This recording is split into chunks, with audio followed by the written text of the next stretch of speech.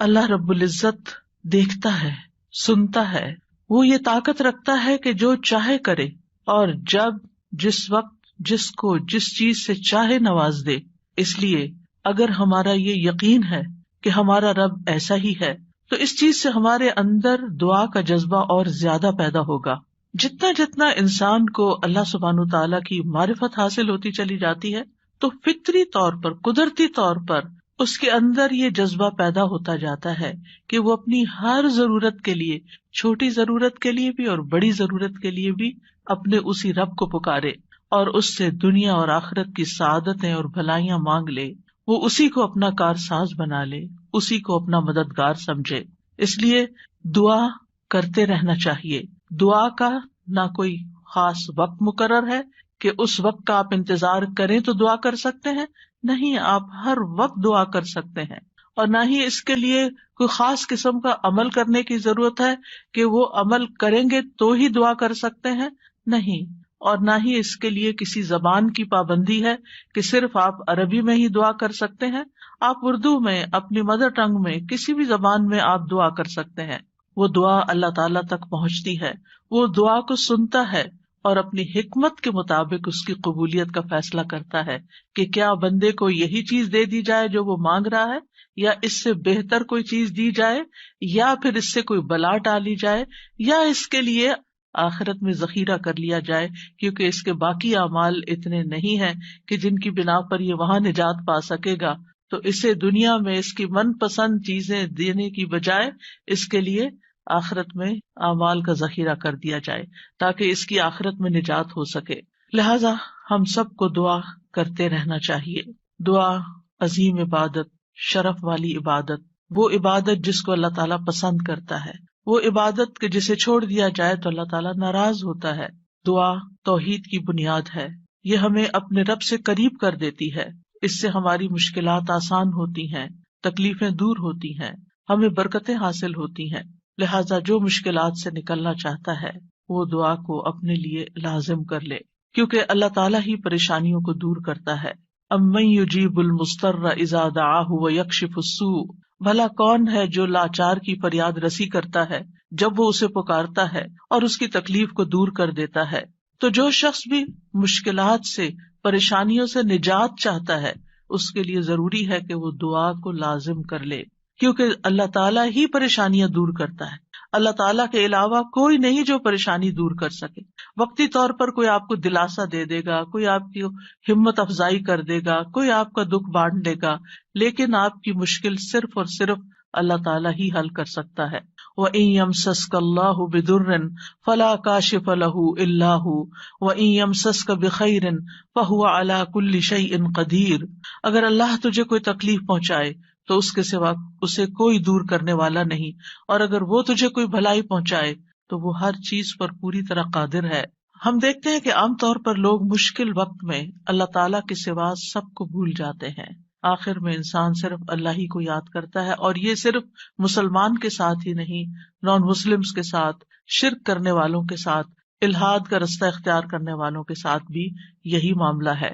اور اس میں ہم دیکھتے ہیں کہ ایک مرتبہ جب اکرمہ بن ابی جہل نبی صلی اللہ علیہ وسلم سے بھاگ کر کشتی پر سوار ہو گئے، مکہ سے بھاگ گئے اور پھر جزیرۃ العرب چھوڑنا چاہا، اور جس کشتی پر بیٹھے وہ سمندر کے بیچ میں جا کر ڈوبنے لگی، تو کشتی کے مالکوں نے کہا کہ لوگوں اخلاص کے ساتھ دعا کرو۔ اخلاص کا مطلب یہ ہے کہ بتوں کو بھول جاؤ اور صرف اللہ سے دعا کرو، اس لیے کہ اس کے ڈوبنے کو صرف اللہ ہی بچا سکتا ہے۔ تو اس وقت چونک اٹھے کہ اسی چیز کی دعوت تو ہمیں محمد صلی اللہ علیہ وسلم دے رہے ہیں۔ اس وقت انہوں نے عہد کیا کہ اگر آج اے رب تو مجھے بچا لے گا تو پہلا کام میں یہ کروں گا کہ میں محمد صلی اللہ علیہ وسلم کے ہاتھ میں اپنا ہاتھ دے دوں گا، میں اسلام قبول کر لوں گا۔ اور پھر آپ جانتے ہیں کہ اکرمہ بن ابی جہل نے کس اخلاص کے ساتھ اسلام قبول کیا، تو دعا کی قبولیت ہی ان کے اسلام کا ایک ذریعہ بنی۔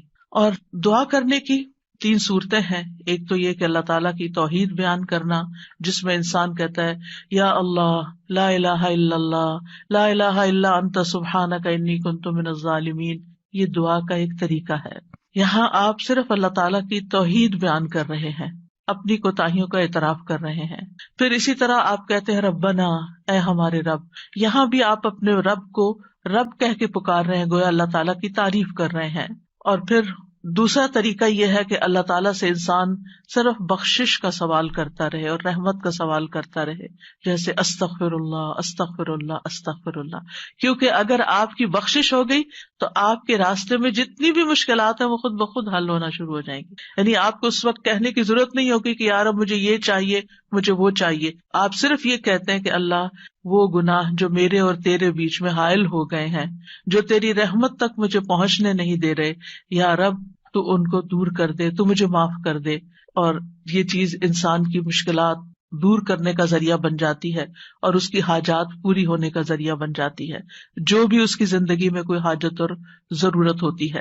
اسی طرح کبھی آپ اللہ سے صرف رحمت کا سوال کر رہے ہوتے ہیں، یا حی یا قیوم برحمتک استغیث، صرف رحمت مانگ رہے ہوتے ہیں. کیونکہ اگر اللہ سبحانہ وتعالیٰ کی رحمت آ جائے تو ساری مشکلات ہی آسان ہو جائیں، پھر تو کوئی غم ہی نہ رہے، کوئی پریشانی ہی نہ رہے. اور تیسرا طریقہ ہے کہ انسان اللہ تعالیٰ سے اپنی دنیاوی حاجات مانگے یا آخرت کی ضروریات مانگے، جیسے اے اللہ مجھے مال دے، اے اللہ مجھے اولاد دے، اے اللہ مجھے گھر دے، اے اللہ مجھے گاڑی دے. اور صحابہ اتنی چھوٹی چھوٹی چیزیں میں مانگتے تھے، جیسے جوتی کا تسمہ اگر ٹوٹ گیا تو بھی اللہ سے مانگتے تھے. چھوٹی سے چھوٹی ضرورت سے لے کے بڑی سے بڑی ضرورت تک براہ راست اللہ تعالیٰ سے مانگی جا سکتی، اور اس میں کوئی عیب کی بات نہیں، کوئی گناہ کی بات نہیں. وہ آپ کا رب ہے، وہ سب سے زیادہ آپ کا خیر خواہ ہے، لہٰذا آپ اس سے نہیں مانگیں گے تو کس سے مانگیں گے؟ اور وہ جو سب کچھ دینے پہ قادر ہے، اس سے نہیں مانگیں گے تو کس سے مانگیں گے؟ لہٰذا اس کو پکارتے رہنا چاہیے. تو نمبر 1 طریقہ صرف اللہ کی توحید بیان کرنا، اللہ کی تعریف کرتے رہنا. عرفہ کے دن کی سب سے بہترین دعا کیا ہے؟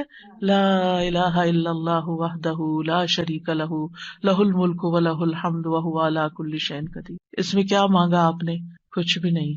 آپ نے صرف اللہ کی توحید بیان کی ہے، لا الہ الا اللہ کہا ہے، وحدہ کہا ہے، لا شریک لہ کہا ہے، اپنے آپ کو اللہ کے لیے خالص کیا ہے.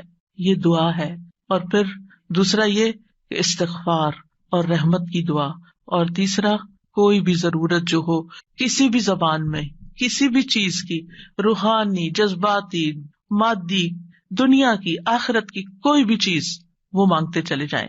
ہم دیکھتے ہیں کہ انبیاء علیہم السلام اپنی حاجات اللہ تعالیٰ کے سامنے رکھتے تھے، مشکل وقت میں اللہ تعالیٰ کی طرف رجوع کیا کرتے تھے.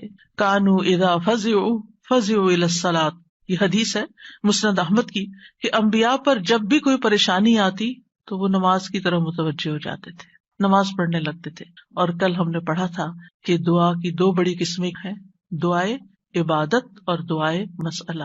کہ عبادت بھی بذات خود دعا ہے، دعائے حال ہے، یعنی ہم ایسی حالت میں ہیں، ایسی عبادت میں ہیں کہ جو اللہ کی رحمت کو ہماری طرف متوجہ کر رہی ہے. انسان سب سے زیادہ اللہ کے قریب کہاں ہوتا ہے؟ سجدے کی حالت میں، اقرب الیہ. لہذا خوب وہاں دعا کرنی چاہیے. تو نماز بذات خود پریئر ہے، اس کو کہتے بھی پریئر ہے. صلاۃ کا معنی بھی دعا ہے، تو وہ تو دعا کا مجموعہ ہے. اسی لیے وَاسْتَعِینُوا بِالصَّبْرِ وَالصَّلَاةِ، جب انسان پر کوئی مشکل آئے تو فوراً نماز کی طرف جائے اور نماز پڑھ کر اللہ تعالیٰ سے دعا بھی کرے. اور بذات خود اگر نوافل پہ نوافل بھی پڑھ رہا ہے یا طویل قیام کر رہا ہے، طویل سجدہ کر رہا ہے، تو یہ بھی ایک طرح سے دعا یا عبادت ہی کی حالت میں ہے. انبیاء علیہم السلام کی دعائیں کیوں قبول ہوئی؟ ہم ایک کے بعد ایک پیغمبر کے بارے میں قرآن مجید میں پڑھتے ہیں، اور ہر پیغمبر کی دعا کے بارے میں پڑھتے ہیں کہ وہ قبول ہو گئی. کیوں؟ انہم کانوا یسارعون فی الخیرات ویدعوننا رغبا ورہبا.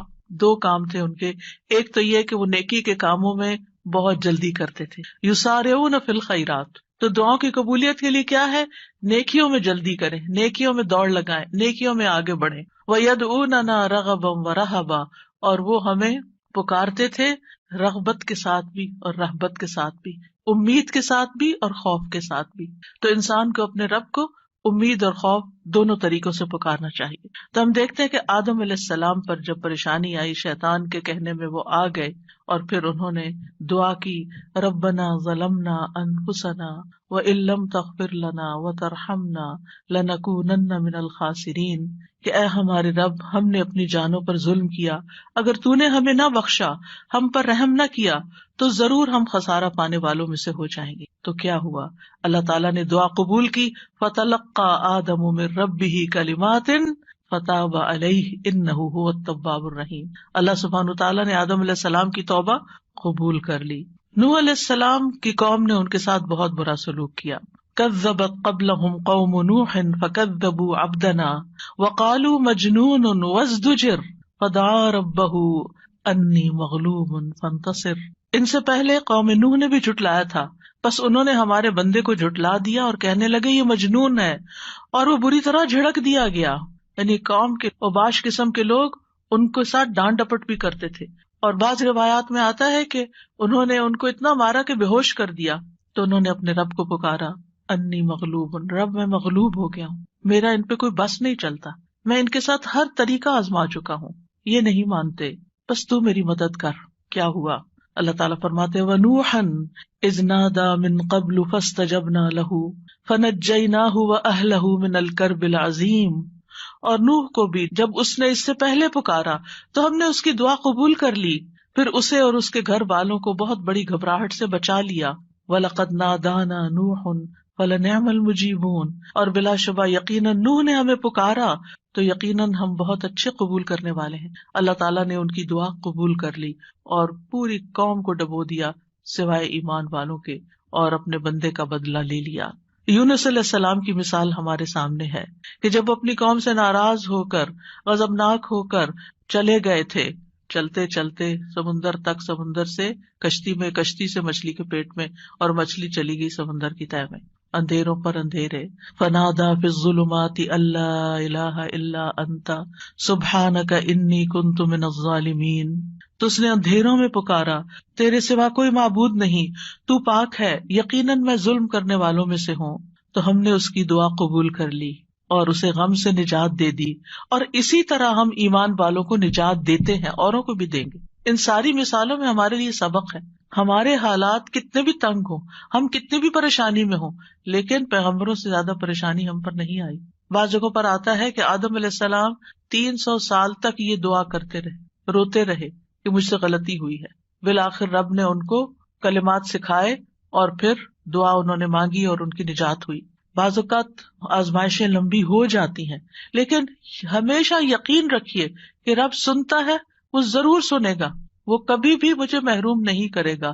لم اکم بدعائک رب شقیہ، تجھ سے مانگ کر اے رب میں کبھی بھی نامراد نہیں ہوا، تو ضرور سننے والا ہے۔ پھر ایوب علیہ السلام 18 سال تک ایک بیماری میں مبتلا رہے ہیں۔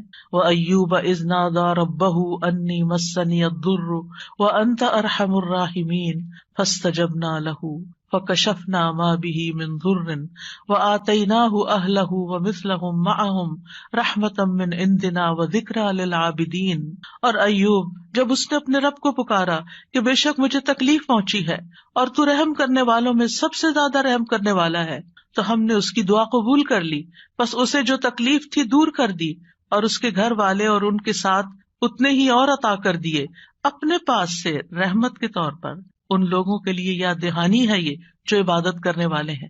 یعنی بعض اوقات انسان سوچتا ہے میں عبادت بھی کرتا ہوں، میں اللہ تعالیٰ کی حرام کردہ چیزوں سے بھی بچتا ہوں، لیکن میں دعا کرتا رہتا ہوں مگر میری دعا نہیں سنی جاتی، معلوم نہیں کیوں۔ اب دیکھیے کس طرح یعقوب علیہ السلام سال ہا سال تک، بعض روایات میں 40 سال اور بعض میں اس سے بھی زیادہ وقت کے لیے وہ بیٹے سے جدا ہوئے تھے اور مسلسل دعا کرتے رہے، مایوس نہیں ہوئے۔ اللہ تعالیٰ نے بالآخر ان کی دعا سن لی۔ چھوڑنا نہیں، پیچھے نہیں ہٹنا۔ ایوب علیہ السلام نے کہا تھا انی مسنی الضر وانت ارحم الراحمین، اللہ مجھے تکلیف پہنچی ہے اور تو سب سے بڑا رحم کرنے والا ہے، تو سب مہربانوں میں سے بڑھ کر مہربان ہے، تو مہربانی نہیں کرے گا تو اور کون کرے گا۔ تو یہاں انہوں نے اللہ تعالیٰ کی رحمت کی فریاد کی۔ پھر ابراہیم علیہ السلام مشکل ترین حالات میں اللہ تعالیٰ پر توکل کرتے ہیں۔ ابن عباس کہتے ہیں کہ یہ کلمہ حسبنا اللہ ونعم الوکیل ابراہیم علیہ السلام نے اس وقت کہا تھا جب انہیں آگ میں ڈالا گیا تھا، اور ان کے اس کلمے کی وجہ سے ان پر آگ ٹھنڈی ہو گئی، کیونکہ انہوں نے کہا تھا حسبنا اللہ ونعم الوکیل، حسبنا اللہ، اللہ ہمیں کافی ہے. یہ بھی پکارنے کا ایک انداز ہے، اللہ کی رحمت کو طلب کرنے کا ایک انداز ہے. اور ان کے اس کہنے پر اللہ سبحانہ تعالیٰ نے کیا فرمایا، قلنا یا نار کونی بردم وسلاما علی ابراہیم، اے آگ تو ابراہیم پر سراسر ٹھنڈک اور سلامتی والی بن جا. ابراہیم علیہ السلام نے نیک اولاد کی دعا کی، رب ہب لی من الصالحین فبشرناہ بغلام حلیم، اے میرے رب مجھے لڑکا عطا کر جو نیکوں میں سے ہو، تو ہم نے اسے ایک بردبار لڑکے کی خوشخبری دی. بغلام حلیم، ایسا نہیں ہوا کہ ابراہیم علیہ السلام نے ادھر دعا کی اور ادھر ان کو اسحاق اور اسماعیل علیہ السلام مل گئے. انتہائی بڑھاپے کی حالت میں جا کر بہت سالوں کے بعد دعا قبول ہوئی، لیکن قبول ہوئی. ہمارے لیے اس میں سبق یہ ہے کہ مانگتے رہیں چاہے سال ہا سال گزر جائیں. اور پھر وہ کہتے ہیں الحمدللہ الذی وہب لی علی الکبر اسماعیل و اسحاق ان ربی لسمیع الدعاء. سب تعریف اس اللہ کی ہے جس نے مجھے بڑھاپے کے باوجود اسماعیل اور اسحاق عطا کیے، بے شک میرا رب تو بہت دعا سننے والا ہے. اللہ سبحانہ تعالیٰ نے انہیں ہدایت یافتہ اولاد عطا کی تھی. یہ ان کے صبر کا نتیجہ تھا. ان کی زندگی تو مشکل میں گزری، لیکن اس کا بدلہ اللہ نے ان کو کیا دیا کہ ایسی اولاد دی جو ہمیشہ کے لیے ان کے لیے ناموری کا سبب بنی. وَوَهَبْنَا لَهُ إِسْحَاقَ وَيَعْقُوبَ، صرف بیٹا نہیں، بیٹے کے بعد پوتے کی بھی خوشخبری دی. کلن ہدینا، ہر ایک کو ہم نے ہدایت دی. ونوحا ہدینا من قبل، نوح علیہ السلام کو اس سے پہلے ہم نے گائیڈ کیا. ومن ذریتہ داود وسلیمان وایوب ویوسف وموسیٰ وہارون وکذلک نجزی المحسنین، اور اس کی اولاد میں سے داؤد اور سلیمان اور ایوب اور یوسف اور موسیٰ اور ہارون، اور اسی طرح ہم نیکی کرنے والوں کو جزا دیتے ہیں. یعقوب علیہ السلام کا حال آپ کے سامنے ہے. انہوں نے اپنے غم اور دکھ کی فریاد لوگوں کے سامنے نہیں کی، لوگوں کو جا کر اپنے دل کا حال نہیں بتایا. کیا کہا، انما اشکو بثی وحزنی الی اللہ واعلم من اللہ ما لا تعلمون. یعقوب علیہ السلام نے کہا، بے شک میں اپنی بے قراری اور غم کی شکایت صرف اللہ سے کرتا ہوں، اللہ ہی میرے دل کا حال جانتا ہے کہ یہاں کیسی کیسی بے قراری ہے بچے کی جدائی میں، اور میں اللہ کی طرف سے وہ باتیں جانتا ہوں جو تم نہیں جانتے. بہت کچھ جاننے کے باوجود انہیں یہ نہیں پتا تھا کہ بیٹا مصر میں ہے. اللہ نے نہیں بتایا. وہ کہہ سکتے تھے نا اللہ تعالیٰ مجھے بتا دیں وہ کہاں ہے، آپ تو جانتے ہیں آپ مجھے بھی بتا دیں. لیکن اللہ سبحانہ تعالیٰ نے اس کا بھی ایک وقت رکھا تھا. اگر پیغمبروں کے لیے قبولیت کا ایک وقت ہے تو ہمارے لیے بھی دعاؤں کی قبولیت کا ایک وقت ہوتا ہے. قبولیت کا مطلب یہ نہیں ہوتا کہ بس منہ سے نکلتے ہی بات آپ کی فرمائش پوری ہو جائے. اور پھر آپ دیکھیے کہ کس طرح اللہ تعالیٰ نے ان کی دعا قبول کر لی. اور پھر ہم دیکھتے ہیں کہ یوسف علیہ السلام کی مثال، انہوں نے تو اپنے لیے ایک انوکھی ہی دعا مانگی. قال رب السجن احب الی، قید خانے میں جانے کی دعا کی تاکہ ان عورتوں کا قید اور مکر جو ہے وہ ان سے دور ہو جائے.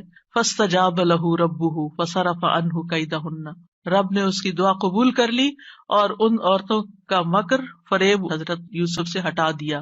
انہ هو السمیع العلیم، بے شک وہ خوب سننے والا خوب جاننے والا ہے. پھر موسیٰ علیہ السلام کی دعا، کس طرح وہ مدین پہنچتے ہیں تھکے ہارے کئی دن کے پیدل سفر کے بعد، جا کر ابھی بیٹھتے ہیں تو فوراً دیکھتے ہیں کہ کچھ لڑکیاں اپنا ریوڑ لے کے کھڑی ہیں، پانی نہیں پلا پا رہی، خود تھکے ہوئے ہیں، خود بھوکے بھی ہیں، پیاسے بھی ہیں، زخمی بھی ہیں، کچھ فیوچر کا نہیں پتا، لیکن کیا کرتے ہیں؟ سب سے پہلے اپنے رب کو پکارتے ہیں، ربی انی لما انزلت الی من خیر فقیر. اور صرف دعا مانگ کے وہیں درخت کے نیچے بیٹھ نہیں جاتے، بلکہ اٹھ کے ان بچیوں کے پاس جاتے ہیں کہ یہ تمہارا کیا معاملہ ہے، اور ان کے سارے ریوڑ کو پانی پلاتے ہیں. اور آپ سوچئے کہ ایک شخص جو خود اتنا تھکا وہ اپنے آپ کو وہاں رکھ کے دیکھیے، اگر ہم اتنا لمبا سفر کر کے آئیں اور ہم سے کوئی پانی مانگ بیٹھے، خود تو آفر کرنا دور کی بات، کوئی اور مانگ بیٹھے تو شاید ہم جھڑک ہی دیں کہ میں نے بھی تو اتنا ہی سفر کیا نہیں جتنا تم نے کیا. یہیں سے تو ہماری لڑائیاں فساد شروع ہوتے ہیں گھروں میں. لیکن نیکی کرنے والے انہم کانوا یسارعون فی الخیرات، نیکی کے کاموں میں بہت جلدی کرتے تھے، سستی نہیں کرتے تھے. ضرورت مند کو دیکھا، پہچان لیا، اٹھے، نیکی کی، اور ابھی واپس آ کے بیٹھے ہی تھے کہ اللہ سبحانہ تعالیٰ کی طرف سے ہر چیز کی بشارت آ گئی، اور وہ بچی واپس آئی اور پھر گھر لے کر گئی. کھانے پینے کا بھی انتظام ہو گیا، شادی کا بھی انتظام ہو گیا، ٹھکانے کا بھی انتظام ہو گیا، اور اچھی صالح نیک کمپنی کا بھی. جب آپ کسی اجنبی ملک میں جاتے ہیں تو آپ کو نہیں پتا ہوتا کہ آپ کو کیسے دوست ملیں گے، آپ کے نیبرز کون سے ہوں گے، آپ کا تعلق کن لوگوں سے ہوگا. لیکن یہ اللہ کی کتنی بڑی رحمت تھی کہ اللہ تعالیٰ نے انہیں ایک نیک صالح انسان کے ساتھ جوڑ دیا کہ اس کی بیٹی کی شادی حضرت موسیٰ علیہ السلام سے ہو گئی اور ان کے درمیان ایک رشتہ قائم ہو گیا. یہ بھی سراسر اللہ کی رحمت تھی. اللہ تعالیٰ نے ان کی دعا قبول کی. موسیٰ علیہ السلام نے ہر مشکل مرحلے میں اللہ تعالیٰ کو ہی پکارا.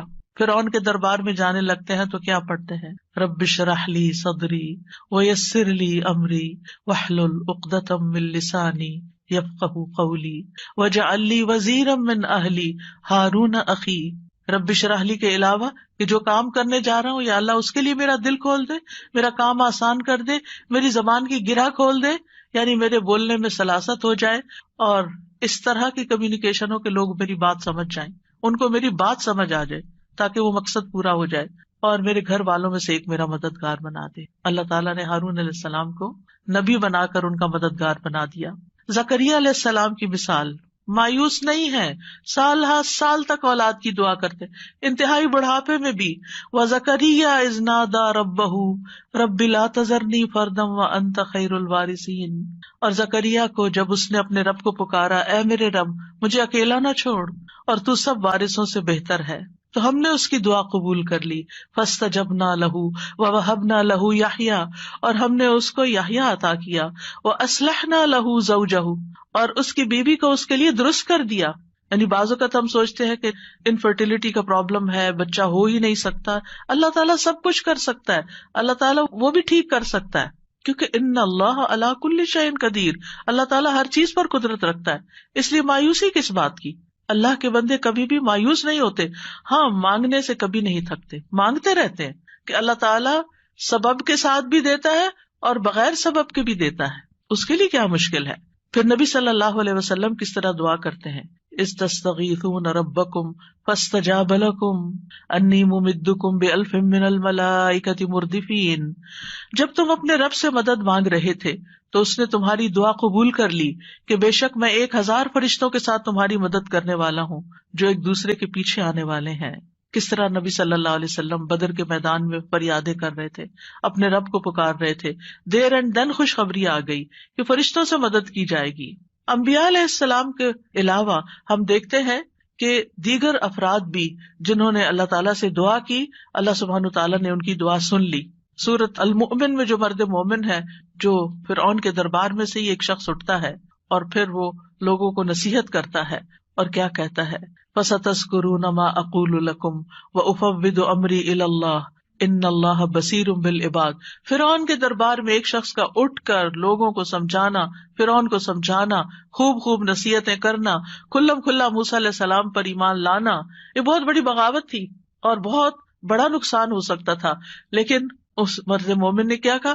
افوض امری الی اللہ، میں اپنا معاملہ اللہ کے سپرد کرتا ہوں. کیا ہوا پھر؟ فوقاہ اللہ سیئات ما مکروا وحاق بآل فرعون سوء العذاب. اللہ نے اسے ان کی بری چالوں سے بچا لیا جو انہوں نے تدبیریں کی تھی، ان سے نجات دی، اور آل فرعون کو برے عذاب نے گھیر لیا. اللہ نے اپنے بندے کو بچا لیا اور پوری قوم کو ڈبو دیا. پھر اسی طرح کچھ واقعات احادیث میں آتے ہیں، جیسے غار والوں کا قصہ ہے، کس طرح اللہ سبحانہ تعالیٰ نے ان کی دعائیں سنی اور صرف دعاؤں کے نتیجے میں غار کے دروازے سے پتھر ہٹ گیا اور وہ باہر نکل آئے. پھر اسی طرح ایک اور بچے کا واقعہ ملتا ہے جسے بادشاہ نے جادوگر کے پاس جادو سیکھنے کے لیے بھیجا، تو اس نے جادو سیکھنے کی بجائے الٹا اللہ تعالیٰ کی پہچان کا علم کسی سے حاصل کر لیا راستے میں. جب بادشاہ کو پتا چلا تو بہت ناراض ہوا اور غصے میں آ کر اس نے کہا کہ اس بچے کو فلاں پہاڑ پہ لے جاؤ اور اسے پہاڑ کی چوٹی سے گرا دو تاکہ یہ ہلاک ہو جائے، اور اگر یہ اپنے دین سے پھر جائے تو اسے چھوڑ دینا، انکار کرے تو نیچے پھینک دینا. بادشاہ کے جو ساتھی تھے وہ لڑکے کو پہاڑ کی چوٹی پر لے گئے.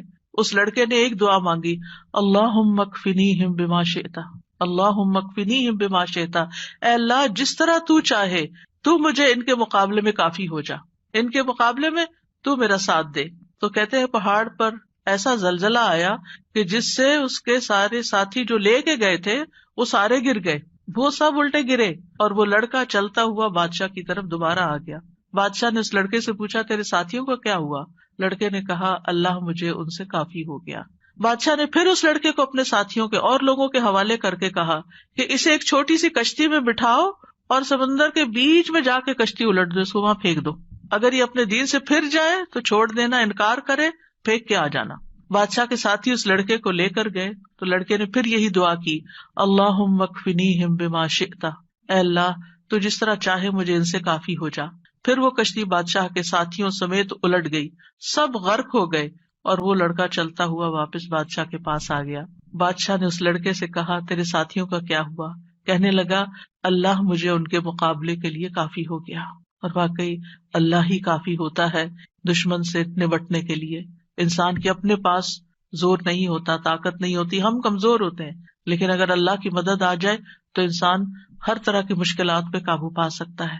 آسیہ علیہ السلام کی مثال ہمارے سامنے ہے کہ کس طرح انہوں نے فرعونیوں سے نجات کے لیے دعا مانگی اور کہا، رب ابن لی عندک بیتا فی الجنہ ونجنی من فرعون وعملہ ونجنی من القوم الظالمین۔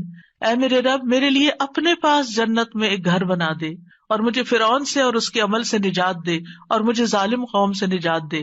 تو کیا ہوا؟ اللہ تعالیٰ نے ان کی دعا قبول کر لی۔ ابو ہریرہ کہتے ہیں کہ فرعون نے اپنی بیوی کے دونوں ہاتھوں اور دونوں پاؤں کے لیے 4 میخیں گاڑی، یعنی جیسے وصولی دیتے ہیں نا، تو ہر ہاتھ میں میخ گاڑی اور پاؤں میں بھی۔ جب وہ فرعونی ان سے جدا ہوتے تو فرشتے ان پہ سایہ کر لیتے۔ اس وقت انہوں نے یہ دعا کی، بس اللہ تعالیٰ نے جنت میں ان کے گھر سے پردہ ہٹا کر ان کو گھر دکھا دیا کہ گھر بن چکا ہے تمہارا، اس صبر کی بدولت جو انہوں نے اس تکلیف پر کیا اور اپنے ایمان کو بچایا۔ سارہ علیہ السلام نے کس طرح اس ظالم بادشاہ کے مقابلے میں مدد طلب کی۔ آپ جانتے ہیں کہ ابراہیم علیہ السلام نے حضرت سارہ کے ساتھ ہجرت کی تھی اور انہیں لے کر ایک شہر میں پہنچے، جو اس کا بادشاہ تھا وہ بہت ظالم تھا، اور جب اسے پتہ چلتا کہ کوئی مسافر ایسا ہے جس کے ساتھ بہت خوبصورت عورت ہے تو وہ اس سے زبردستی چھین لیتا تھا۔ اسے پتہ چلا کہ ابراہیم علیہ السلام اپنے ساتھ ایک ایسی عورت کو لائے ہیں جو عورتوں میں سب سے زیادہ خوبصورت ہے، تو انہوں نے ابراہیم علیہ السلام کو پیغام بھیجا کہ یہ تمہارے ساتھ کون ہے؟ تو انہوں نے کہا کہ یہ میری بہن ہے۔ پھر سارہ کے پاس گئے تو انہوں نے کہا میری بات کو جھٹلانا نہیں، کیونکہ میں نے ان کو بتایا کہ تم میری بہن ہو، اللہ کی قسم اس سرزمین میں میرے اور تمہارے علاوہ دوسرا کوئی مومن نہیں، یعنی ہم ایمان میں بہن بھائی ہیں۔ تو انہوں نے پھر سارہ کو ظالم کے پاس بھیج دیا۔ بادشاہ سارہ کی طرف بڑھنے لگا تو یعنی حضرت سارہ نے اٹھ کر وضو کیا، نماز پڑھنے لگی اور یہ دعا کی، اللہم ان کنت آمنت بک وبرسولک واحسنت فرجی الا علی زوجی فلا تسلط علی الکافر۔ اے اللہ، اگر میں تجھ پر اور تیرے رسول پر ایمان لائی ہوں اور میں نے اپنی شرمگاہ کو اپنے شوہر کے سوا محفوظ رکھا ہے تو اس کافر کو میرے اوپر مسلط نہ ہونے دے۔ اس پر بادشاہ کا سانس گلے میں پھنس گیا اور گر کر ایڑیاں رگڑنے لگا اور حضرت سارہ کو نجات مل گئی۔ نہ صرف ایک نجات ملی بلکہ ان کے ساتھ توفتاً حضرت ہاجر کو بھی ساتھ دیا گیا۔ خولہ بنت ثعلبہ کی مثال قرآن میں آپ کے سامنے ہے کہ کس طرح ان کے شوہر نے ان سے زہار کیا تو وہ پریشان ہو گئی اور نبی صلی اللہ علیہ وسلم کے پاس آئیں اور تکرار کرنے لگی کہ میرے مسئلے کا کوئی حل بتایا جائے۔ تو اس پر اللہ سبحانہ وتعالیٰ نے کیا آیات نازل کی، قد سمع اللہ قول التی تجادلک فی زوجہا وتشتکی الی اللہ واللہ یسمع تحاورکما۔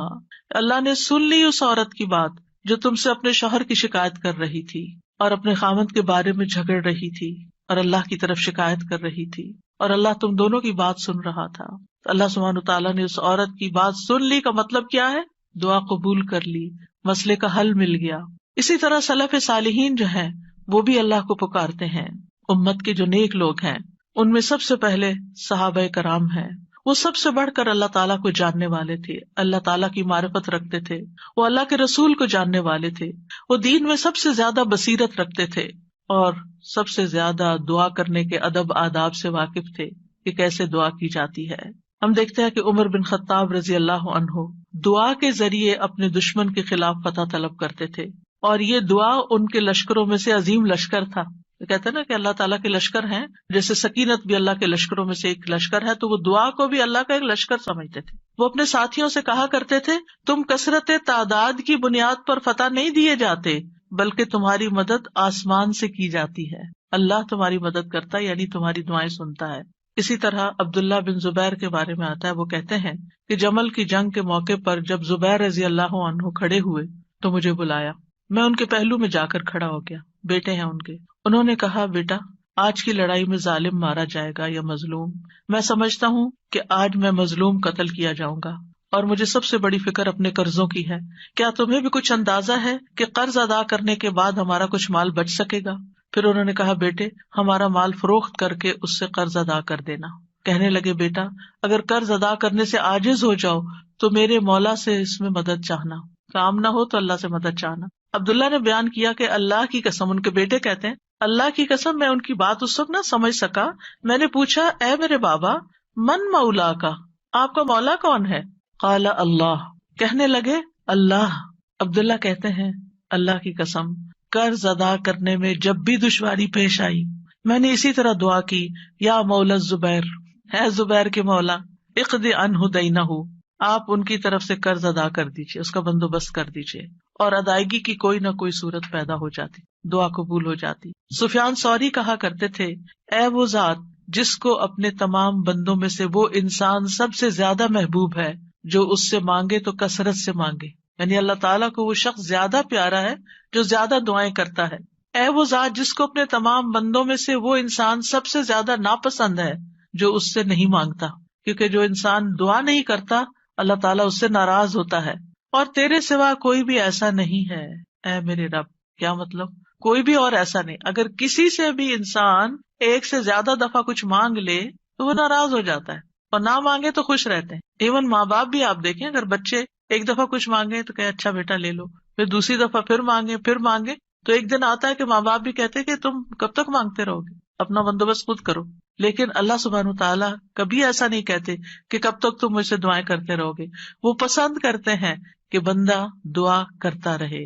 اور بعض لوگوں کو تو دعا میں ایسا لطف آتا ہے، اللہ تعالیٰ سے مناجات کرنے میں، اللہ تعالیٰ کو پکارنے میں، اللہ تعالیٰ کے آگے ہاتھ پھیلانے میں، اللہ تعالیٰ کی طرف رجوع کرنے میں ایسی لذت آتی ہے کہ ان کی یہ لذت اس چیز کی لذت سے بھی بڑھ جاتی جو وہ مانگ رہے ہوتے ہیں. تو اس لیے کبھی بھی انسان مانگنے سے دور نہ رہے، مانگتا رہے. صرف بڑی حاجتیں نہیں، بڑے مسائل نہیں، چھوٹی چھوٹی چیزیں بھی. لیث بن سعد کہتے ہیں کہ ابو حازم کہا کرتے تھے مجھے نمک بھی چاہیے تو میں اپنی دعاؤں میں اللہ سے مانگتا ہوں کہ مجھے نمک چاہیے. نمک سب سے چھوٹی چیز ہوتی ہے نا. اور پھر اسی طرح بعض سلف صالحین اپنی نمازوں میں اللہ تعالیٰ سے اپنی تمام ضروریات مانگتے تھے، یعنی چھوٹی بڑی سب، یہاں تک کہ آٹے میں ڈالا جانے والا نمک، بکری کا چارہ، گھاس بھی اللہ سے مانگتے تھے. چھوٹی چھوٹی چیزیں بھی ایک تعلق کو ظاہر کرتا ہے نا یہ، اور اس بات کے یقین کو ظاہر کرتا ہے کہ وہی دیتا ہے. یہ چھوٹی چیزیں بھی وہی دیتا ہے، اگرچہ اسباب ہیں دنیا میں لیکن اصل میں پیچھے اسی کا ہاتھ ہے. حضرت عائشہ کہا کرتی تھی سب کچھ اللہ سے مانگو، یہاں تک کہ جوتے کا تسمہ بھی اللہ سے مانگو، کیونکہ اگر اللہ میسر نہ کرے تو وہ کبھی میسر نہ ہو، اللہ نہ دے تو کبھی نہیں ملتا، چاہے چھوٹی سی چیز ہی کیوں نہ ہو. یاد رکھیے دعا کی قبولیت کے کچھ درجات ہیں، یعنی ہم سب مانگتے ہیں، پیغمبروں نے مانگا، ابھی تک ہم نے دیکھا کہ سب مانگ رہے ہیں اور دعائیں قبول بھی ہو رہی ہیں. تو اس کے کچھ درجات ہیں، لیولز ہیں. رسول اللہ صلی اللہ علیہ وسلم نے فرمایا اگر کوئی شخص اللہ سے دعا کرتا ہے تو اس کی دعا ضرور قبول ہوتی ہے، اس کی دعا ضرور قبول ہو جاتی ہے، خواہ دنیا میں اسے وہ چیز دے دی جائے، یعنی جو مانگ رہا ہے وہ یہیں مل جائے، یا اس کے لیے آخرت میں ذخیرہ بنا دیا جائے، یا پھر اس دعا کے بقدر اس کے گناہوں کا کفارہ ادا ہو جاتا ہے، بشرطے کہ اس کی دعا کسی گناہ یا قطع رحمی کے لیے نہ ہو اور وہ جلدی نہ کرے. تو 3 چیزیں ہو گئی، یا وہی چیز مل گئی جو مانگی، یا پھر آخرت کے لیے جمع ہو گئی کہ وہاں بدلہ ملے گا، یا پھر دنیا میں کیے جانے والے گناہوں کا کفارہ ہو گیا. بعض اوقات انسان اللہ کی نافرمانی کے کچھ کام کر رہا ہوتا ہے، مثلا نماز کے لیے صبح وقت پہ نہ اٹھنا. کچھ لوگ روٹین میں ریگولرلی دیر سے فجر پڑھتے ہیں، رات کو دیر سے سوتے ہیں، صبح دیر سے اٹھتے ہیں. اگر ان کو سمجھایا جائے تو وہ کہتے ہیں ہم پڑھ تو لیتے ہیں نا، جب اٹھتے ہیں پڑھ لیتے ہیں. بھائی کبھی کبھار تو ایسا ہو جائے، لیکن روز کا ہی اگر کام ہو جائے تو یہ کوئی معمولی چیز ہے؟ یہ اللہ کی نافرمانی ہے. اور ایسی اور بھی چیزیں ہو سکتی ہیں زندگی میں جو ہم اللہ کے حکم کی نافرمانی کر رہے ہوتے ہیں. آپ کو یاد ہوگا کہ جب میں نے رمضان کا لیکچر دیا تو اس میں سب سے پہلے یا ایھا الذین آمنوا پہ بات ہوئی تھی. یا ایھا الذین آمنوا، اے لوگو جو ایمان لائے، تم پہ روزے فرض کر دیے، یعنی روزے رکھو. اور کتنے ہی اللہ تعالیٰ کے احکامات ایسے ہیں جو اللہ تعالیٰ مومنوں سے ان کو فلفل کرنے کے لیے کہتا ہے، لیکن کیا ہم وہ سارے فلفل کر رہے ہیں؟ اگر ہماری کوئی بات نہ مانے تو ہم کتنے ناراض ہوتے ہیں. کوئی بچہ ہماری بات نہ سنے، مثلا شور کر رہا ہے، ہم کہتے چپ ہو جاؤ، نہیں چپ ہوتا، پھر آپ کہتے دیکھو چپ ہو جاؤ، شور نہیں کرو. دیکھو بھائی کو نہیں مارو، 1 دفعہ 2 دفعہ 3 دفعہ، پھر اٹھ کے کیا کرتے ہیں؟ پھر لگانی پڑتی ہے نا. کیوں لگانی پڑتی؟ تاکہ فساد ختم ہو، لڑائی ختم ہو. ویسے نہیں وہ مان رہا. ہمارا بھی یہی حال ہے. اللہ تعالیٰ ہمیں ڈھیل دیے رکھتے ہیں، یہ غلط کام نہیں کرو نہیں کرو نہیں کرو، مختلف چانسز ملتے رہتے ہیں، نہیں چھوڑتے. پھر اللہ تعالیٰ کسی مشکل میں ڈال دیتے ہیں. اب بندے بنو گے تم، اب آؤ گے میری طرف. پھر بندہ اللہ کی طرف رجوع کرتا ہے، پھر توبہ کرتا ہے، پھر معافیاں مانگتا ہے، پھر دعائیں کرتا ہے، پھر اللہ سبحانہ وتعالیٰ اس کی دعا سن لیتا ہے اور اس کے پچھلے گناہ معاف ہو چکے ہوتے ہیں. جب تک دعائیں کرتا رہتا ہے، وہ عبادت کی حالت میں ہوتا ہے نا، تو اس عبادت سے ان الحسنات یذہبن السیئات، گناہ جب معاف ہو جاتے ہیں، بندہ نکھر کے ٹھیک ہو جاتا ہے، پھر اس کی دنیا کی مشکل آسان ہو جاتی ہے اور آخرت میں بھی اس کی صفائی ہو چکی ہوتی ہے، گناہ کم ہو چکے ہوتے ہیں. ہمیں سمجھ نہیں آ رہی ہوتی کہ یہ ہمارے ساتھ کیا ہو رہا ہے، ہماری دعا کیوں نہیں قبول ہو رہی، لیکن وہ قبول ہو رہی ہوتی ہے. وہ کہیں اور کام کر رہی ہے، وہ کسی اور طریقے سے قبول ہو رہی ہے، وہ گناہوں کی معافی کا ذریعہ بن رہی ہے. اسی لیے دعا کا ایک طریقہ کیا ہے؟ صرف استغفار کرنا. جیسے نوح علیہ السلام نے کہا تھا فَقُلْتُ اسْتَغْفِرُوا رَبَّكُمْ إِنَّهُ كَانَ غَفَّارًا يُرْسِلِ السَّمَاءَ عَلَيْكُمْ مِدْرَارًا. قحط سالی ہو گئی، بارشیں رک گئی، استغفار کرو، بارشیں برسنے لگیں گی. تمہارے گناہوں کی وجہ سے رکی تھی، توبہ کر لو، پھر حالات اچھے ہو جائیں گے. سارے مل کے توبہ کرو، پوری قوم توبہ کرے. اسی لیے وہ صلاۃ الاستسقاء پڑھی جاتی ہے، سب مل کے دعا کرتے ہیں اللہ تعالیٰ سے. تو نبی صلی اللہ علیہ وسلم نے فرمایا بشرطے کہ اس کی دعا کسی گناہ یا قطع رحمی کے لیے نہ ہو اور وہ جلدی نہ کرے. صحابہ نے عرض کیا یا رسول اللہ جلدی سے کیا مراد ہے؟ آپ نے فرمایا یہ کہے کہ میں نے اللہ سے دعا کی لیکن اس نے قبول نہیں کی. یہ نہ کہے کبھی. بعض اوقات کوئی شخص اپنا مسئلہ بتاتا ہے نا اور اس کو حل یہ بتایا جاتا ہے دعا کرو، تو کہتے ہیں دعا تو بہت کی ہے بھائی، پھر اور کیا کرنا ہے؟ پھر بھی دعا ہی کرنی ہے، ابھی اور بھی کرنی ہے، ابھی کاؤنٹ پورا نہیں ہوا، ابھی ٹائم پورا نہیں ہوا. جب تک وہ ٹائم نہیں آتا تمہیں مانگتے چلے جانا ہے، مانگتے رہو، اسی میں فائدہ ہے. تمہیں نہیں پتا تمہارے لیے کتنا بڑا اجر اکٹھا ہو رہا ہے. اگر آج وہ قبول ہوگی نا، تم پھر مستی میں آ جاؤ، کیونکہ اللہ تعالیٰ کو زیادہ پتا ہے نا کہ اس بندے کو اگر میں نے یہ چیز دے دی اس کی تو آخرت خراب ہو جائے گی. آپ کو نہیں پتا ہوتا کہ آپ اگر اپنے بچے کو اس ایج میں گاڑی لے دیں گے تو وہ کیا کرے گا، اس ایج میں فلاں چیز دے دیں گے تو کیا کرے گا. حالانکہ آپ افورڈ کر سکتے ہیں، آپ اس کو دے سکتے ہیں، لیکن کیوں نہیں کوئی چیز دیتے اس وقت جب وہ مانگ رہا ہوتا ہے، آپ کی منتیں کر رہا ہوتا ہے، دائیں بائیں آگے پیچھے دن رات آپ کے پیچھے بچے پڑ جاتے. مجھے یاد ہے کہ میرے ایک بچے کو جب فون چاہیے تھا تو پیچھا ہی نہیں چھوڑتا تھا، دن رات میرے پیچھے. میں نہیں دینا چاہتی تھی کہ ابھی وہ ایج نہیں میچورٹی کی کہ جس میں فون دیا جائے. تو کیا میں ظالم تھی؟ نہیں، اسی کی خاطر، اسی پر مہربانی اور اسی کے فائدے کی خاطر نہیں دینا چاہتی. یہ تو ہم انسان ہیں کم عقل، چھوٹی سی عقل میں تھوڑی سی بات سمجھ جاتے ہیں کہ ابھی یہ چیز نہیں دینی. اسی طرح آپ کے گھر میں مثلاً کوئی شوگر کا پیشنٹ ہے، اس کا من پسند کھانا رکھا ہوا ہے لیکن آپ اس کو نہیں دیتے. کیوں نہیں دیتے؟ ایسا نہیں ہے کہ وہ ہے نہیں کھانا، سب کچھ ہے، لیکن اس لیے نہیں دیتے کہ وہ کھا کر بیمار ہوگا اور بیمار ہوگا، سخت نقصان ہو سکتا ہے. نہیں دینا. تو کیا اللہ تعالیٰ کو نہیں پتا کہ جو کچھ ہم مانگ رہے ہیں وہ ابھی ہمیں اس کو دینا ہے یا نہیں دینا، ابھی یہ کام ہو جانا چاہیے یا نہیں ہو جانا چاہیے؟ اس کو ہم سے زیادہ پتا ہے. وَلِلَّهِ الْمَثَلُ الْأَعْلَىٰ. اس لیے کوئی بھی اگر دعا قبول نہیں ہوتی کوئی بات نہیں، موقع غنیمت جانے اللہ سے قریب ہونے کا، قریب تر ہوتے جانے کا. اسی میں خیر ہے، اسی میں بھلائی ہے. قَدْ جَعَلَ اللَّهُ لِكُلِّ شَيْءٍ قَدْرًا. اللہ نے ہر چیز کا ایک اندازہ رکھا ہے، وقت رکھا ہے، ایک ٹائم ہے، اس پر ہو جائے گا. اب یہ جو 3 ہے قبولیت کے راستے، ان میں سے سب سے پہلا کہ کبھی اللہ تعالیٰ وہ چیز دے دیتا ہے جو ہم مانگتے ہیں. مثلاً ابراہیم علیہ السلام نے نیک بیٹا مانگا تھا، ربی حبلی من الصالحین. انہوں نے صرف بیٹا نہیں مانگا، کہا ربی حبلی من الصالحین، اللہ مجھے نیک بیٹا دے. کتنی عقل مند تھے نا. ہم جب کوئی چیز مانگتے ہیں تو بس کہتے ہیں کچھ مل جائے، بس جو بھی مل جائے لے لیں گے. نہیں، کوالٹی والی چیز مانگے، اللہ سب کچھ دے سکتا ہے. تو اللہ تعالیٰ نے کیا کیا، فبشرناہ بغلام حلیم. تو ہم نے اسے ایک بہت بردبار لڑکے کی، بہت ٹالرنٹ، بہت ہمبل، بہت اچھے اخلاق والے بچے کی خوشخبری دی. آپ دیکھیں کہ ہم حلم اور برداشت کو نیکی نہیں عام طور پہ سمجھتے کہ یہ بھی کوئی نیکی، حالانکہ یہ نیکیوں کی بنیاد بن جاتی. جس بندے کے اندر ٹالرنس ہوتی ہے وہ دوسرے کی بات سن کے برداشت کر جاتا ہے، وہ وار سہ جاتا ہے، وہ شوق برداشت کر لیتا ہے. کہ کتنی بڑی کوالٹی، کتنی بڑی خوبی کہ کوئی آپ کو اوفینڈ کر رہا ہے اور آپ اوفینڈ نہ ہو، اور اگر ہوں بھی تو آپ برداشت کر جائیں اور اپنے منہ سے کچھ نہ بولیں، ایک کان سے سونے دوسرے سے نکال دیں اور اس کو دل پر نہ لیں. کچھ لوگوں کا حال یہ ہوتا ہے کہ اگر چھوٹی سی بھی کوئی بات ان کو کہہ دے تو وہ ان کے اندر ایسی ہلچل مچاتی ہے کہ انہیں ہر چیز بھول جاتی ہے اور وہ وہی سوچے جاتے. یہ بھی اپنے آپ کو ٹارچر دینا ہے. جس نے وہ بات کی اس کو تو شاید خبر بھی نہ ہو، تو میٹھی نیند سو رہا ہو اور آپ خواہ اپنے بستر پہ کروٹ بدل رہے ہیں. تو یہ کیا ہے؟ ریزسٹنس نہیں ہے آپ کے اندر. آپ ہر چیز لیے جا رہے ہیں اپنے اوپر. بھیا کیوں اپنے اوپر ہر چیز لیے جا رہے ہیں؟ پرے پھینکے اس کو اٹھا کے کہ اس نے کہا، اس کا اخلاق، اس کی غلطی اسی پر. میں اپنے دل میں یہ نہیں سوچوں. اپنے آپ کو بول کے کہا کرے. آواز کا بھی ایک اثر ہوتا ہے. بولا کرے مجھے اس بات کو اب نہیں سوچنا، مجھے اس کو محسوس نہیں کرنا، مجھے اپنے دل میں نہیں رکھنا. اور پیٹرن بریک کر کے کچھ ایسی چیز پڑھے، کچھ ایسا کام کرے کہ بھول جائیں اس کو. اور نیکسٹ ٹائم وہ شخص سامنے آئے تو منہ بنا کے اور غصے کی آنکھوں سے مت دیکھیں. اچھے سے اسمائل کر کے دیکھیں، اچھے سے اسمائل کر کے بات کریں. آپ دیکھیں گے کہ وہ جو غصہ آیا بھی تھا نا وہ کہیں چلا جائے گا. لیکن ہم غصے کو پرورش دیتے ہیں، اس کی پرورش کرتے ہیں. کہا تھا نا اس نے، اب میں نے اس کے ساتھ یہ کرا. اندر ہی کھچڑی پکاتے رہتے ہیں. اور جب وہ شخص سامنے آتا ہے تو کوئی نہ کوئی سخت لفظ بول جاتے ہیں کیونکہ ہم بدلہ لینا چاہ رہے ہوتے. اب کیا ہے، آپ نے تو ایک لفظ بولا، ہو سکتا ہے وہ 10 اور بول دے. آپ بتائیں کیا کریں گے؟ مسئلہ تو حل نہیں ہوا، مسئلہ تو وہیں کھڑا رہا، پریشانی تو وہیں رہی. تو کیا فائدہ ہوا؟ تو اس لیے یہ حلم کی کوالٹی جو ہے، یہ برداشت کی کوالٹی جو ہے، بہت بڑی خوبی ہے.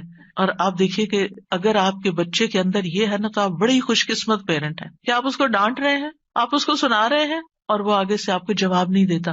کتنے خوش قسمت ہیں آپ کہ آپ کا بچہ آپ کی ڈانٹ سن لیتا ہے، آپ کا بچہ آپ کا غصہ برداشت کر جاتا ہے اور پھر بھی آپ کے ساتھ اچھا سلوک کرتا ہے. یہ کوئی چھوٹی نعمت ہے؟ یہ ہے نیک ہونا، یہ نیکی کی علامت ہے. انہوں نے کہا اللہ نیک بچہ چاہیے. اللہ نے کہا اچھا یہ حلیم بچہ لے لو، حلم والا ہے. اسی لیے تو جب انہوں نے کہا آؤ میں تمہیں ذبح کرتا ہوں تو وہ حاضر ہو گئے.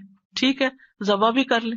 آج آپ دیکھیں کہ بعض اوقات ہمارے بچے دنیاوی لحاظ سے بڑے کامیاب ہوتے لیکن ایک چھوٹی سی بات ان کو کہہ دیں تو وہ اتنے زیادہ اوفینڈ ہو جاتے ہیں. تو وہ آنکھوں کی ٹھنڈک تو نہ ہوئے نا، صرف ان کی دنیاوی کامیابی ہے. وہ تو ان کے اپنے لیے ہے دنیاوی کامیابی. ٹھیک ہے ماں باپ کو بھی نیک نامی سے کچھ حصہ مل جاتا ہے لیکن ماں باپ کی آنکھوں کی ٹھنڈک اولاد کی نیکی ہوتی ہے.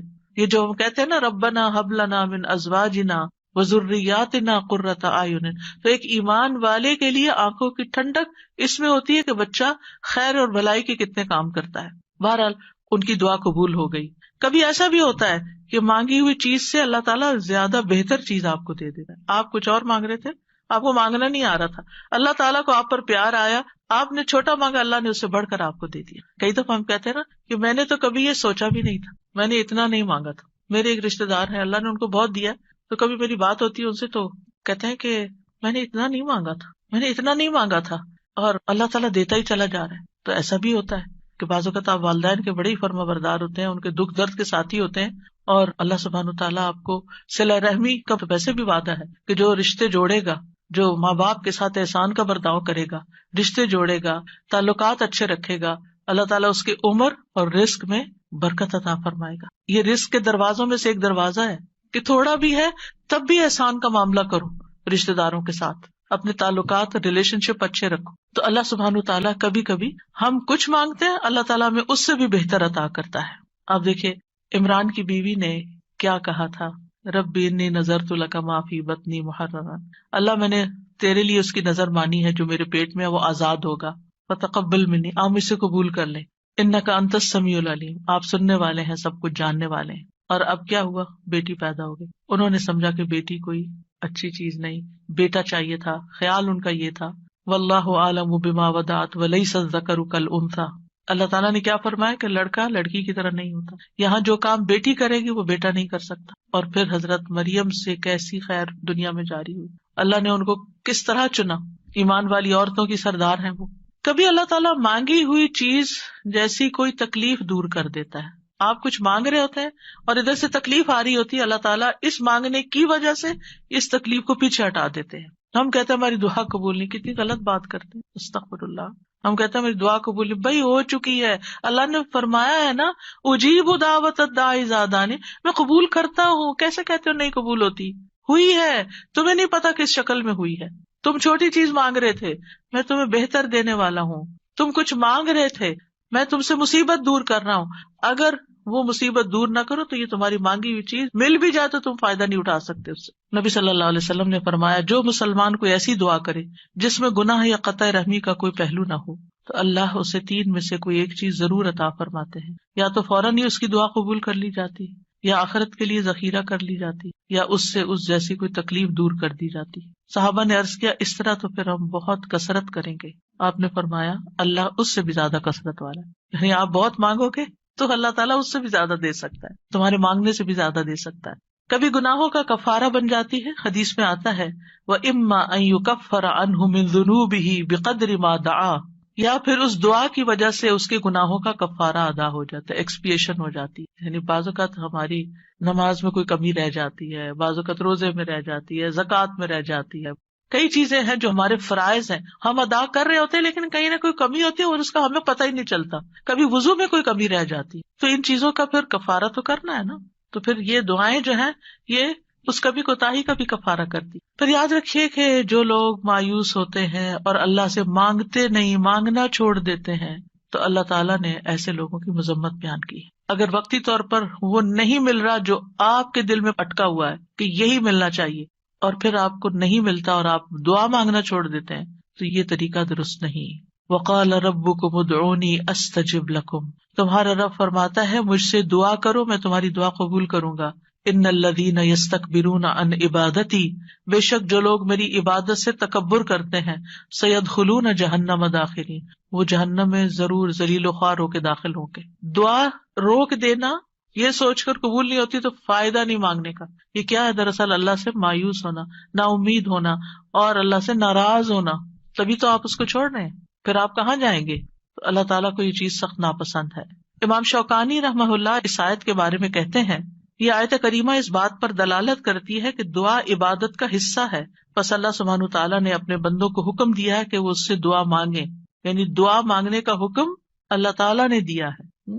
پھر فرمایا ان الذین یستکبرون عن عبادتی، یہ آیت اس بات کا فائدہ دیتی ہے کہ دعا عبادت ہے اور اللہ سے دعا نہ مانگنا تکبر ہے، اور اس تکبر سے زیادہ برا عمل کوئی نہیں۔ یعنی وہ جب منافقین سے کہا جاتا تھا نا کہ تم رسول کے پاس آؤ اور استغفار کرو تو وہ سر جھٹک دیتے تھے، ہم نہیں جاتے، ہم نہیں کرتے۔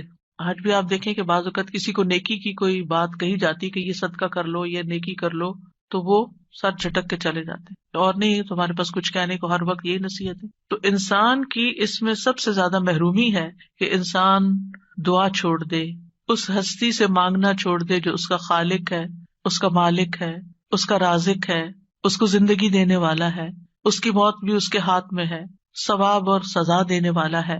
تو تکبر جو ہے انتہائی ناسمجھی کی چیز ہے اور نعمتوں کی ناشکری ہے۔ فرعون کیوں ڈوبا تھا؟ فرعون کیوں غرق ہوا؟ تکبر کی وجہ سے۔ قارون کو کیا مشکل ہوئی؟ قارون کیوں زمین میں دھنسا؟ فرعون پانی میں ڈوبا اور قارون زمین میں دھنسا، ایک خشکی میں ڈوبا اور ایک سمندر میں، دونوں کا مسئلہ ایک ہی تھا اور وہ تھا تکبر، پرائڈ، غرور۔ تو مشکل وقت میں اللہ کو نہ پکارنا دلوں کی سختی کی علامت ہے، یعنی جو تکلیف کے وقت بھی اللہ سے دعا نہیں کرتا، اس کا مطلب یہ کہ اس کا دل سخت ہو چکا ہے، ہارڈ ہارٹیڈ ہے۔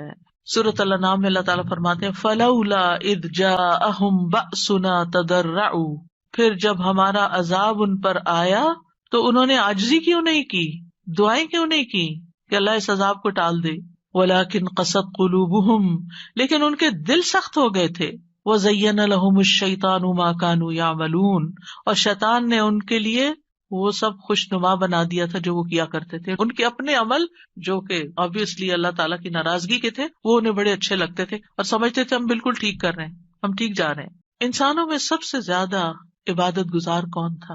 اللہ کے رسول صلی اللہ علیہ وسلم، لیکن سب سے زیادہ ہمبلنس اور سب سے زیادہ دعائیں بھی آپ نے مانگی۔ یعنی جب میں مسنون اذکار دیکھتی ہوں، سبحان اللہ، یعنی کہ آپ تہجد کے وقت اٹھنے کے وقت سے لے کر پھر آپ فجر پڑھنے اور اس کے بیچ میں صبح کے اذکار اور پھر اس کے بعد جو ہر موقع کے اذکار اور پھر نمازیں اس کے علاوہ ہے، تلاوت قرآن اس کے علاوہ ہے، اور پھر رات کو سوتے وقت کے اذکار، یعنی اگر ان سارے اذکار کو انسان جمع کرتا ہے تو یعنی حیرانی ہوتی ہے کہ کس کثرت سے آپ اللہ کو یاد کرتے تھے، اور یہ ہمبلنس کی علامت ہے۔ حالانکہ آپ سب سے زیادہ عبادت گزار تھے، پھر بھی سب سے زیادہ دعائیں کرتے تھے، اللہ سے مانگتے رہتے تھے، اور لوگوں میں سب سے زیادہ بے بس وہ ہے جو دعا مانگنے سے بے بس ہے، جو دعا نہیں مانگتا.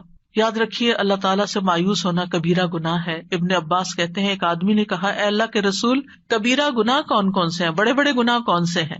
آپ نے فرمایا اللہ کے ساتھ شرک کرنا، اللہ کے رزق سے مایوس ہو جانا اور اللہ کی رحمت سے مایوس ہونا. کبھی بھی مایوس نہیں ہونا چاہیے. پھر ایک اور بات اس سلسلے میں یہ یاد رکھی جائے کہ جہاں ہمیں اللہ سے مانگنا چاہیے وہاں ہمیں غیر اللہ سے نہیں مانگنا چاہیے، کیونکہ اللہ کے سوا سب سہارے کمزور ہیں. اب دیکھیں قرآن مجید میں صحابہ نے جتنے بھی چیزوں کے بارے میں پوچھا اس کے بارے میں آتا ہے یسألونک، وہ آپ سے سوال کرتے ہیں، وہ سوال کرتے ہیں. لیکن جب دعا کے بارے میں پوچھا تو اللہ تعالیٰ نے کیا فرمایا، وَإِذَا سَأَلَكَ عِبَادِي عَنِّي، میرے بندے جب آپ سے سوال کرتے ہیں. سوال کا انداز کتنا اچھا لگا، اللہ تعالیٰ کو کتنا پسند آیا کہ سوال کرنے والوں کو میرے بندے کہا، اپنے بندے کہا. اس سے آپ اندازہ لگائیے دعا کی اہمیت کا. تو اللہ تعالیٰ نے یہ نہیں کہا قل یا فقل انی قریب، فرمایا انی قریب. وَإِذَا سَأَلَكَ عِبَادِي عَنِّي فَإِنِّي قَرِيب، بس انہیں بتا دو کہ میں قریب ہی ہوں. گویا بندے اور اللہ کے بیچ میں کوئی واسطہ وسیلہ نہیں، کوئی اور نہیں، بس بندہ اور اللہ. ہم بیچ میں اوروں کو لے آتے ہیں. ہمارے معاشرے میں کتنا عام ہے کہ کوئی کسی پیر کو لے آتا ہے اور کوئی کسی بزرگ کو لے آتا ہے، اور دور جاہلیت میں فرشتوں کو اور بتوں کو اور معلوم نہیں کس کس کو. مَا نَعْبُدُهُمْ إِلَّا لِيُقَرِّبُونَا إِلَى اللَّهِ زُلْفَىٰ، مانگیں اللہ سے، غیر اللہ کی طرف نہیں جائیں. غیر اللہ کے سہارے سب کمزور ہیں. مثل الذین اتخذوا من دون اللہ اولیاء کمثل العنکبوت اتخذت بیتا وان اوہن البیوت لبیت العنکبوت لو کانوا یعلمون. ان لوگوں کی مثال جنہوں نے اللہ کے سوا اور مددگار بنا رکھے ہیں، مکڑی کی مثال جیسی ہے جس نے گھر بنایا، حالانکہ بے شک سب گھروں میں سے کمزور گھر مکڑی کا ہے اگر وہ جانتے ہوتے. غیر اللہ تو ایک مکھی بھی پیدا نہیں کر سکتے. غیر اللہ کو پکارنا سب سے بڑی گمراہی ہے. وَمَنْ أَضَلُّ مِمَّنْ يَدْعُو مِن دُونِ اللَّهِ مَن لَّا يَسْتَجِيبُ لَهُ إِلَىٰ يَوْمِ الْقِيَامَةِ وَهُمْ عَن دُعَائِهِمْ غَافِلُونَ. اور اس سے بڑھ کر کون گمراہ ہے جو اللہ کے سوا انہیں پکارتا ہے جو قیامت تک اس کی دعا قبول نہیں کریں گے. یعنی قبروں میں سوئے ہوئے یا فرشتے یا جن یا کوئی اور مخلوق، کسی سے بھی نہیں، اور وہ ان کے پکارنے سے بے خبر ہیں. اور جب سب لوگ اکٹھے کیے جائیں گے تو وہ ان کے دشمن بن جائیں گے، یعنی غیر اللہ وہ دشمن بن جائیں گے اور ان کی عبادت سے منکر ہوں گے. کیوں نہیں پکارنا چاہیے غیر اللہ کو؟ کیونکہ اللہ کے سوا کوئی کسی چیز کا مالک نہیں ہے. وہ دعا قبول کرنے کی استطاعت نہیں رکھتے. پہلی بات یہ کہ وہ سنتے بھی نہیں ہیں، قبر میں نہیں سنتے. وہ جب وہ سنتے نہیں ہیں تو پھر آپ کی بات کا جواب بھی نہیں دیتے، اور آپ کی ضرورت کہاں سے پوری کریں گے یا آپ کے لیے وسیلہ کہاں سے بنیں گے. مدد کرنے کی طاقت بھی نہیں رکھتے. سورۃ الاعراف میں آتا ہے والذین تدعون من دونہ لا یستطیعون نصرکم ولا انفسہم ینصرون. تم جنہیں اللہ کو چھوڑ کر پکارتے ہو نہ وہ تمہاری مدد کر سکتے ہیں اور نہ خود اپنی مدد ہی کے قابل ہے. نہ وہ نفع دے سکتے ہیں، نہ نقصان دور کر سکتے ہیں، نہ تکلیف کو ہٹا سکتے ہیں، نہ اس کو بدل سکتے ہیں. رسول اللہ صلی اللہ علیہ وسلم نے فرمایا جو شخص اس حالت میں مر جائے کہ وہ اللہ کے سوا اوروں کو بھی پکارتا ہو تو وہ آگ میں داخل ہوگا. کتنی سخت بات ہے. کیسے لوگ کہتے ہیں یا علی، یا پیر عبد القادر جیلانی، اور یا پتہ نہیں کون کون. نہیں، اللہ کے سوا کسی کو نہیں پکارنا. تو بہرحال ہم سب کو اللہ ہی کی طرف رجوع کرنا ہے اور اللہ ہی سے دعا کرنا ہے. اللہ سبحانہ وتعالیٰ سے دعا ہے کہ وہ ہمارے اس علم کو ہمارے سینوں میں محفوظ کر دے اور ہمیں اس عبادت کی توفیق عطا فرمائے اور ہم سے راضی ہو جائے اور ہماری خطائیں معاف کر دے. جی اساسی ایک سوال تھا اور ایک کچھ جی ضرور. سوال میں تو یہ تھا جیسے آپ نے بتایا دعا ہم اردو میں بھی مانگ سکتے ہیں، تو کیا جب ہم سجدے میں دعا مانگتے ہیں اس وقت بھی اردو میں مانگ سکتے ہیں یا نہیں؟ نہیں، سجدے میں، نماز کے سجدے میں نہیں، ویسے الگ سے سجدے میں پڑھ کے دعا کرنی تو وہ کر سکتے. اچھا، اوکے، جزاکم اللہ خیرا. سبحانک اللہم و بحمدک اشہد ان لا الہ الا انت استغفرک و اتوب الیک. السلام علیکم و رحمۃ اللہ وبرکاتہ.